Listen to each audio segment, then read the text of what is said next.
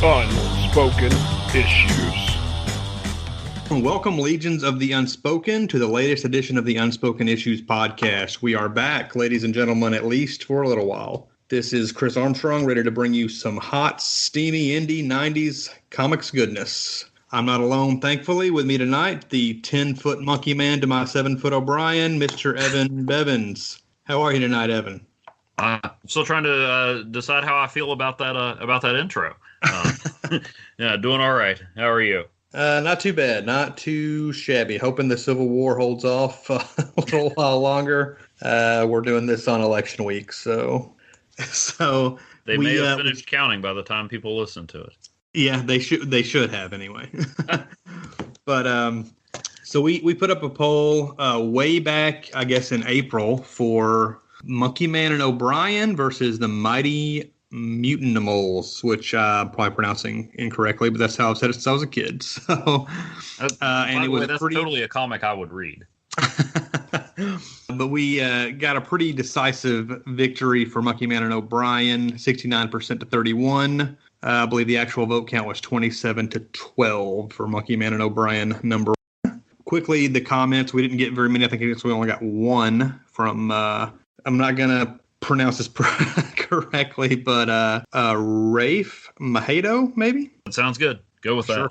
Monkeyman and O'Brien cleaning up. Thought a TMNT universe book would give them more of a challenge, and I'll be honest, I thought so too. That's why I actually picked the Mutanimals book, and you picked Monkeyman and O'Brien, which went away with the victory. So, did you read Mighty Mutanimals when you were younger? I did. I was collecting the Archie and Ninja Turtles series, and when I saw some of my other favorite action figures, I picked up issue 1, got issue 3, but for over probably 2 decades, issue 2 eluded me. And at a con in Parkersburg, West Virginia, that was probably more focused on toys and stuff. Under one of the tables was a short comic box with some pretty musty back issues in it, and I think I scrounged Legion of Substitute Heroes number 1 and Mighty Mutanimals. At least that's how I pronounce it. I could be wrong too. And Mighty Mutanimals number 2 out of there after all those many years. Did it live up to the hype from all that waiting? I still haven't read it. It's in my to read pile. Which is where I found Monkeyman and O'Brien when you asked me to pick an issue for the poll about a non-Marvel or DC team, and I'm like trying to think what non-Marvel and DC teams I read about in the 90s that weren't the Ninja Turtles, and so I started flipping through a stack of comics I wanted to read, and there was Monkeyman and O'Brien number 1. Good choice. Well, I was reading those TMNT Archie books as well. I was a huge Ninja Turtles fan in my younger days, still kind of am. I read the IDW books now, and they're really cool. But I picked up that miniseries, and then they released, after the miniseries was over, they released basically a trade paperback, and it was not like a cardstock, cover like most trade paperbacks are. It was essentially like a kind of like what you think of a Marvel annual. Okay. Like a really thick comic, but it had the 3 issues in it. And I read that thing countless times, when I was 11, 12 years old. Yeah. Love those characters. Do you know anything about what happened to those characters as the series progressed? No, I remember I read issue 1 and issue 3, but they got an ongoing series after that. Okay, I think I've heard tell of that somewhere, but I did not read those. I picked up the first couple and then I kind of lost track of it. But through my, they're kind of hard to find now. I guess they were probably low print run because I think those were coming out around the time the industry started to tail off. But in some research, I found out that after their series ended after 9 issues, there were some backup stories in the Turtles book, and eventually I think all of them were killed in one of the backup stories. So wow. A sad end to the Mighty Mutanimals. But I know Mondo Gecko and Wingnut still live on in my basement somewhere. So yeah, and most of those characters live on in the IDW series now. So Monkeyman and O'Brien wins the poll, and that's a series that I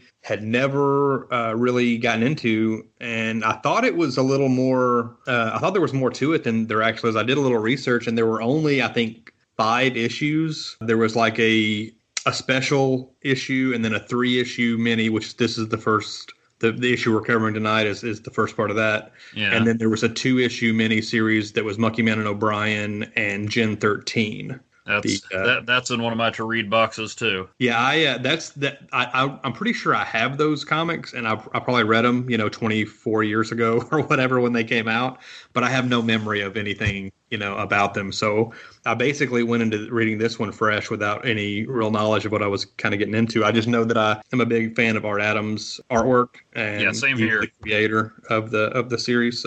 So you weren't familiar with the book before you read it? No, just like you, a big fan of Art Adams, and so I think I actually got all of those, the 3-issue limited series, the Gen 13 crossover, and a couple Marvel Holiday specials that he drew all out of the same box at a con. Or at least he drew the covers for. So yeah, he's always been one of my favorites. Yeah, he doesn't seem like he does a whole lot outside of, especially now, outside of covers. I've read some of, like he did the new Fantastic Four issues of the Fantastic Four book when Ghost Rider, yes. Wolverine, Hulk. Who was the fourth one? Spider-Man, yeah. So that was kind of the first time I'd been exposed to him, I think, when I was younger, and I really liked that, 2-issue storyline. Oh, yeah. Yeah, that's one of my favorites. I kept buying up the other appearances of them that they would trot out every few years. Right, yeah. They actually did a throwback to them, I think, in Empire not too long ago. They had Wolverine and Spider-Man on the cover, and then Ghost Rider was on the cover of the next issue. Yeah, so was it like a mini-series of Empire? No, this was the tie-in in the actual. There were two Empire-labeled issues, which was what Franklin and Val were up to, while the rest of the FF was getting into trouble in the main series. I don't know. I only read the first issue, but yeah, they Franklin and Val went back to Earth, and hijinks ensued, and Wolverine and Spider-Man showed up. Yeah, I've read some of the Empire series. I've got all of the main story issues, and then I kind of cherry picked what tie-ins and miniseries that went along with it that I wanted to read, but I haven't gotten very far in that. But that assemblage of the new Fantastic Four, it's always a treat when you see them back together. Yeah. But yeah, the spoiler, I really liked this issue, so I immediately, after I got done reading it, went and looking for trade paperbacks or collections or whatever, and that's when I realized, there's only a handful of issues that even exist, and apparently there was one trade paperback from the late 90s, which I'm assuming collects the 3-issue miniseries. But so tomorrow, I guess it started as like a backup feature in Hellboy, I want to say. Yeah, that's something that they mention in the issue. They do like a little recap of like their origin, and I was like, that's from Hellboy Seed of Destruction, I think. And I think before that, they appeared in Dark Horse Presents in one of those issues. So not a lot of content out there for them. I'm going to the comic shop tomorrow, so I'll probably kind of scrounge through their back issues and see if I can find any more, because I'd like to read the rest of this series. But I'll do a quick synopsis here, and then we'll kind of dive into the issue itself. Monkeyman and O'Brien #1, published by Dark Horse Comics under the Legend imprint, which was like, I think, a creator-owned imprint. Mm-hmm. Cover date is July 1996, with an on-sale date of July 31st, 1996. Created, written, and illustrated by Arthur Adams. Letters by L. Lois Buhalis. Colors by Laura Aldred. This info all coming from Mike's Amazing World of Comics. Our story is titled Monkeyman and O'Brien in Attack of the Shroomanoid. It opens with the aforementioned Shroomanoid and his giant monster minions tearing through the streets of San Francisco from beneath the Earth's surface to wreak havoc. Cut to Monkeyman and O'Brien in their lab, where we get a recounting of their origin story. Once they are made aware of the Shroomanoid's rampage, they rush out to challenge him on O'Brien's hovercraft. Once they confront the Shroomanoid and realize he can't be reasoned with, a fight breaks out, and we see what some of the creatures under his command can do. These are mostly dinosaur-like giant monsters, but they have names and special abilities, like Staticus, who has electric powers, Gasman, who emits a sleeping gas, and there's also an unnamed giant bat, among others.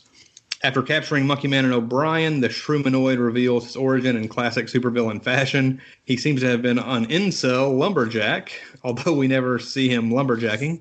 He thinks he's superior to everyone, ends up in a cave where he finds a strange portal that transforms him into a Shrooman. and a bunch of animals that are around him into giant monsters. With a very cliche Silver Agey motivation of wanting to become master of the world, he heads for Monkeyman's lab, where he senses the same type of energy that transformed him, which is called extra evolutionary radiation. Once there, Monkeyman tricks the Shroomonoid into allowing him to help, and Monkeyman sends the Shroomonoid and his minions into a portal, banishing them from Earth, Monster Squad style.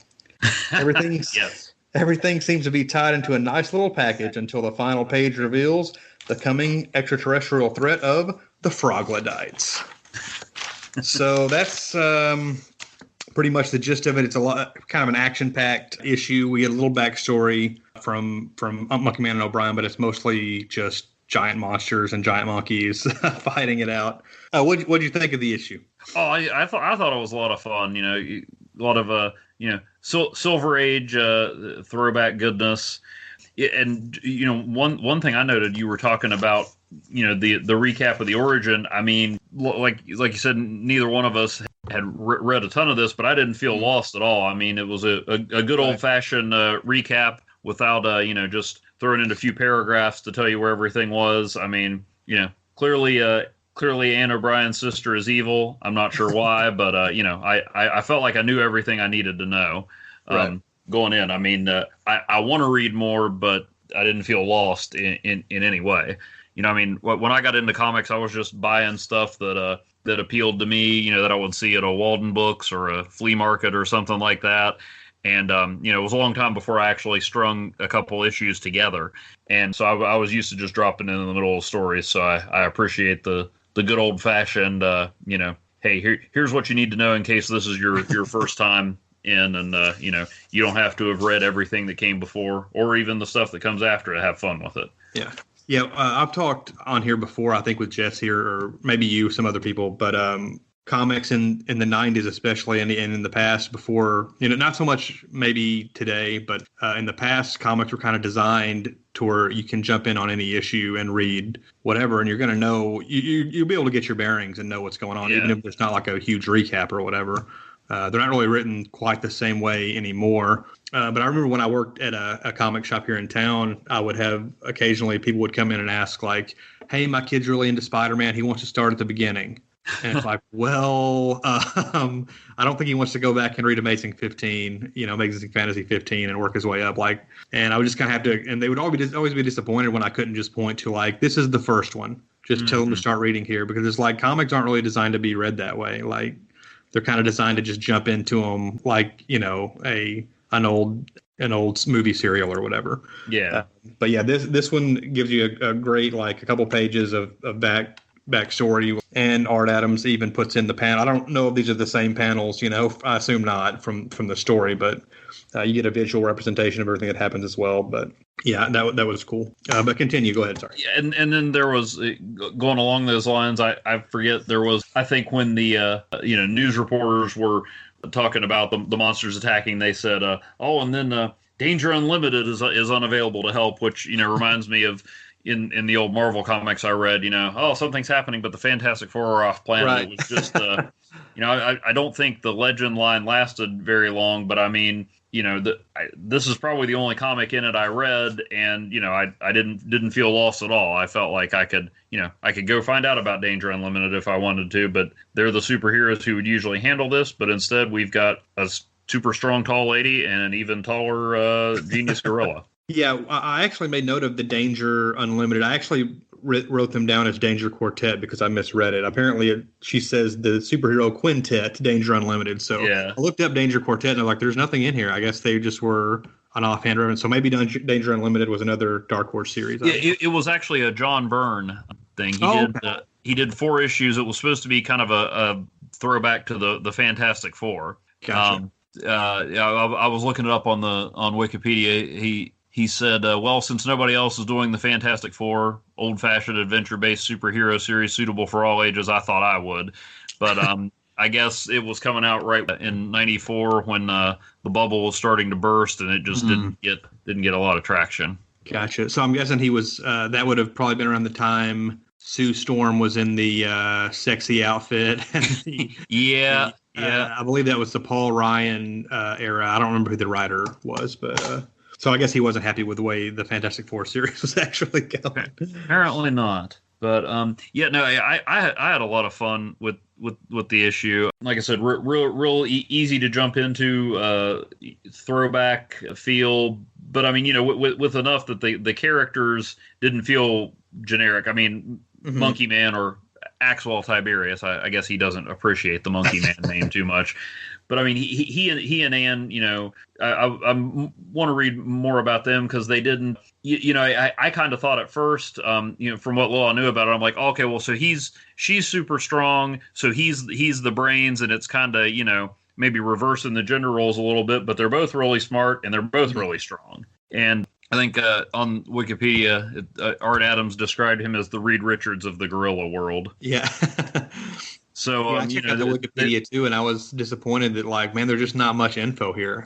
Yeah. So yeah, I thought it was, although the character that had the best line for me, even though there were some funny moments, but my favorite line is Monkeyman demands to know what the Shroomonoid is doing, and he says, "I will answer only because I have never spoken with a gorilla." And I'm like, you know what? That's a relatable villain right there. He's like, yeah, I don't have time for this, but it's kind of cool that you're talking gorilla. So we'll chat. When are you going to get this chance again? Yeah, I mean, you know, he's like, okay, I do want to take over the world, but you know, this is I've got some weird stuff going on, but this is kind of cool. So yeah, I just some of his dialogue, and then later there was another one that I'm trying to find where I had it, and I'm not monologuing as well as the Shroomonoid does.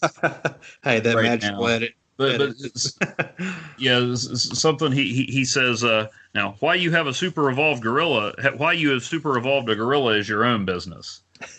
And I just love some of the dialogue there. But and you know, I like that O'Brien is, like I said, she's got brains and brawn, and you know, they didn't have any strategic blasts, you know, knocking off her clothes so she could, you know, have some inadvertent pinups and things like that.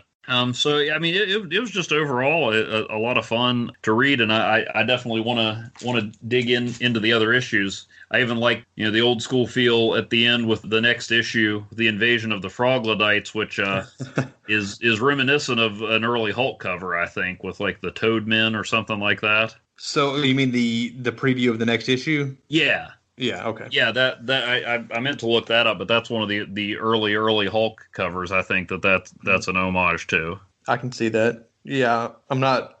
It says something about after Kirby at the bottom, it looks like, too. So yeah. You're right. But yeah, talking about O'Brien, like I said, I had read the Monkeyman and O'Brien crossover with Gen 13, I'm pretty sure, when I was a teenager, but I had no memory of it, really. So when I got into reading this, I was surprised that, like, O'Brien is superpowered. I assumed, you know, when I would see ads for Monkeyman and O'Brien or the action figures or whatever, like, I just kind of thought, well, she's the sidekick to Monkeyman or vice versa, but like, I didn't know that she had superpowers. Apparently she's 7 feet tall, which they call her an Amazon basically at one point in the book. So that was a surprising twist I liked. And, you know, Monkeyman kind of reminded me of Beast from the X-Men with, you know, he's super intelligent, he wears glasses, although he's the size of basically the Hulk. You know, he's not just a gorilla, he's like a giant gorilla. But yeah, I agree. It's got a really a Silver Age quality to it. And I appreciated, I mean, it really is sort of reminiscent of the Fantastic Four just because, or a Fantastic Four story because of the super science, the pseudo super science, and obviously Shroomonoid is like the Mole Man, basically. Yeah. Although I'll also, as soon as he appears, I wrote Mole Man, but I will also half expected him to shout, "I'm always beneath you, but nothing is beneath me." The Underminer line from the end of Incredibles. I don't remember. It's been a while since I've seen The Incredibles, but I'll take your word for it. Yeah, but I also on the whole you know, neither one of them's really the sidekick. I found a couple of the lines. You can tell I'm a little rusty on my note taking, but there was the part where the Shroomonoid orders them to attack, and Monkeyman says, "Stand back, Ann. I've had some experience dealing with such." And then she just punches a dinosaur. You know, it's like, okay, I understand you're trying to be a gentleman, but I'm strong too. Let's just get down to business. And great form on that uppercut too. Yeah, and then they have. I found the other line I was talking about where the Shrumanoid figures out that they have a connection to that energy, and he says, "You are the most highly advanced human female of all time. Why you have super evolved a gorilla is your own business." And then he says he's going to grant her the honor of becoming his first bride. And then she has a little aside while he's shouting his triumph. She goes, "Oh, that's really not necessary." Yeah, in true incel fashion, he's also going to take the giant Amazon woman as his bride, and when he takes over the world. And you can tell he feels like he's being very magnanimous, bestowing that honor upon her.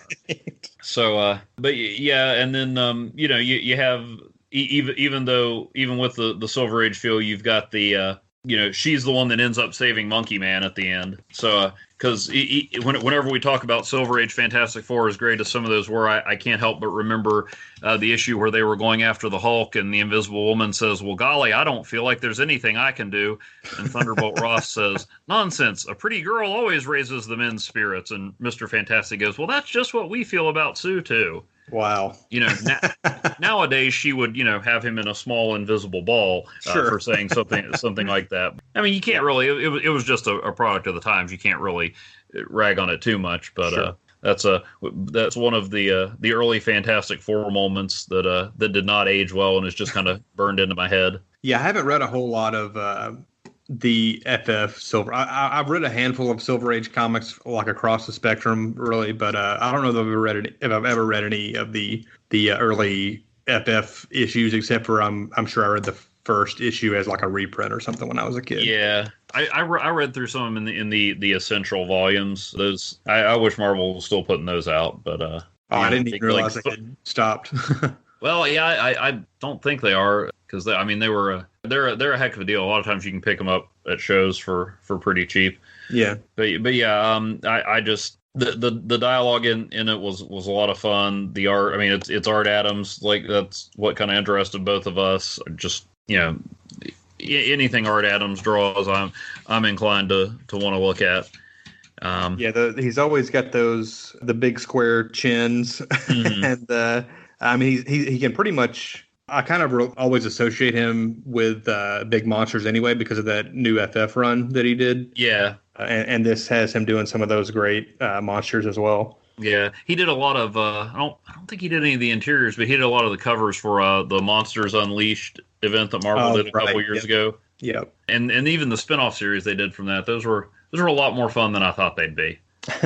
That's one that I kind of wanted to read, but my local shop, by the time I decided I wanted to check it out, they had sold out of a couple issues. So I was like, well, I'll pick up a trade later on down the line. I never have, but it looked like it could be fun for sure. Yeah, it was. And then the spinoff series had Elsa Bloodstone, who I always enjoy checking in on. So, but yeah, this one was not overly complex, but just a good fun read, and I'll probably be reading the others in the not too distant future. And in fact, I'm looking at issue 3 right now, and I see the Shrumanoid lurking on the bottom of the cover. So it looks he's back already. Yeah, they didn't get rid of him too permanently. Yeah, I mean, we kind of covered most of everything I wanted to point out there, but the Mole Man-esque, Shrumanoid, I love the name. That's brilliant.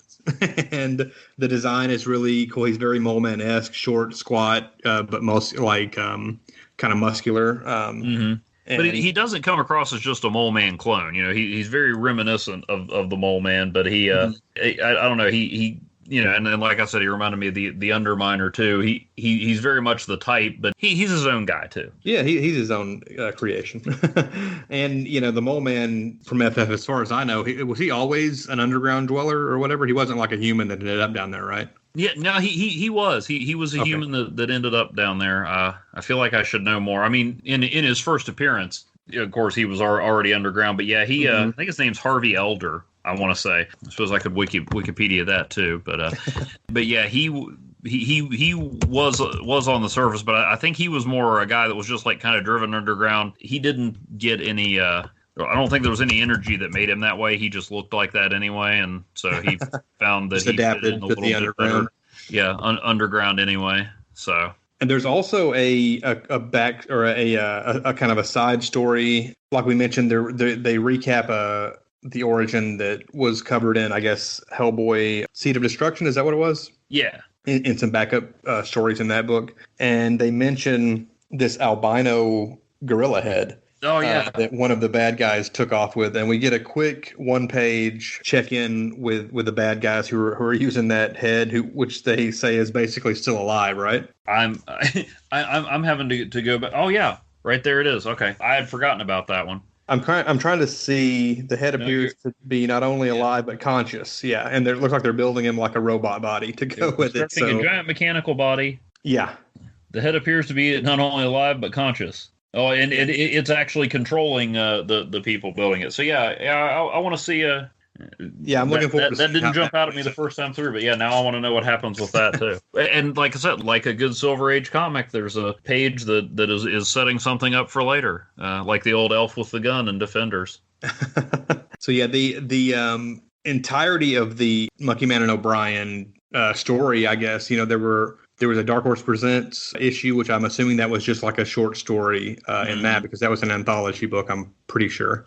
And then there were backup stories and some Hellboy issues, and then the 3-issue series, and then I think there might have been just like a special one shot. So we're looking at like less than 10 issues. So yeah, I would love to see it like collected in a trade. I mean, I guess there's not a market for it. It would have already happened by now, but yeah, there was Dark Horse Extra did a promotional newspaper, and they had a Monkeyman and O'Brien comic strip.